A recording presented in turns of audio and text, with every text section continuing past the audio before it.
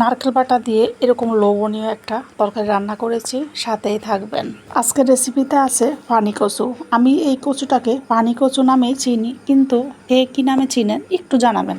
এই কচুটা নারকেল বাটা দিয়ে রান্না করলে খুবই লোভনীয় হয় এবং মজাদার হয়। আজকে আমি রান্না করে নিব, সাথেও থাকবে গুঁড়া চিংড়ি। খুব সুন্দর করে কেটে বেছে নিচ্ছি। কেটে বেছে ধুয়ে একটু সিদ্ধ করে পানিটা ফেলে দিতে হবে, কারণ যেহেতু এই কচুটা পানিতে থাকে তাই গলা ধরার সম্ভাবনা থাকে। সিদ্ধ করে পানিটা ফেলে দিলেই সবচেয়ে ভালো হয়। আমি কিভাবে রান্না করেছি অনেক বেশি মজা হয়েছে। দেখতে চাইলে সাথেই থাকবেন। ভিডিওটা যদি একটু ভালো লেগে থাকে লাইক কমেন্ট শেয়ার করে পাশে থাকবেন। আমি এখন কচুগুলো সুন্দর করে সিদ্ধ করে পানি ঝরিয়ে নিচ্ছি। পরবর্তীতে আমি রান্নাটা বসিয়ে দিব। এখানে একটুখানি নারকেল বেটে নিচ্ছি, কাঁচামরিচ বাটা এবং রসুন পেঁয়াজ সামান্য একটু আদা বাটাও সাথে দেব। 2-3টা শুকনো মরিচ আর 2টা তেজপাতা দিয়েছি 1 কাপ পরিমাণ পেঁয়াজ কুচি হালকা বাদামি করে ভেজে নিচ্ছি। এখন দিয়ে দিব গুঁড়া চিংড়ি। চিংড়ির পরিমাণটা একটু বেশি করেই দিয়েছি, কারণ অনেক দিন পরে এই তরকারিটা রান্না করেছি, যাতে করে ভালোভাবে মজা হয় সেভাবেই রান্না করব। দিয়েছি স্বাদ মতো লবণ, আর এখানে দিয়েছি কাঁচামরিচ বাটা, এখানে দিয়েছি রসুন আদা পেঁয়াজ বাটা 2 চামচের মতো, কাঁচামরিচ 1 চামচের মতো।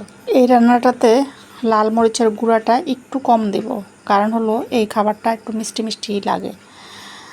হলুদের গুঁড়া, ধনিয়া গুঁড়া, জিরা গুঁড়া, স্বাদ মতো লবণ এবং সামান্য লাল মরিচের গুঁড়া দিয়ে দিয়েছি এখন নারকেল বাটাটাও। সব মশলাগুলো দিয়ে ঢাকনা দিয়ে ঢেকে মশলাটা ভালোভাবে কষাতে হবে। যত ভালোভাবে মশলা কষাতে পারবেন ততই রান্নার টেস্ট ভালো আসবে। সিদ্ধ করা কচুগুলো সুন্দর করে দিয়ে দিয়েছি। এখন উল্টে পাল্টে ভালোভাবে ঢাকনা দিয়ে ঢেকে রান্না করব মিডিয়াম আঁচে।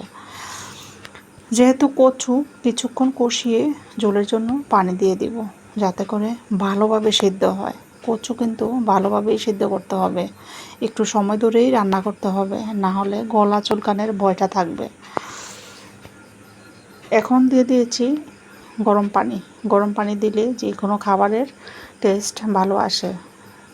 গরম পানি দিয়ে ঢাকনা দিয়ে ঢেকে নেড়ে ছেড়ে দিয়েছি। ঢাকনা দিয়ে ঢেকে মিডিয়াম আঁচে রান্না করতেছি। দেখতেই পাচ্ছেন ঝোলটা একদমই কমে গিয়েছে। আর এখন গরম মশলা আর জিরা টালা একসাথে সেটা গুঁড়া দিয়ে দিয়েছি। কতটা লোভনীয় হয়েছে দেখতেই পাচ্ছেন। এটা অনেক বেশি টেস্টি এবং খুবই মজাদার একটা খাবার। এভাবে রান্না করে খেতে পারেন, অনেক বেশি ভালো লাগবে।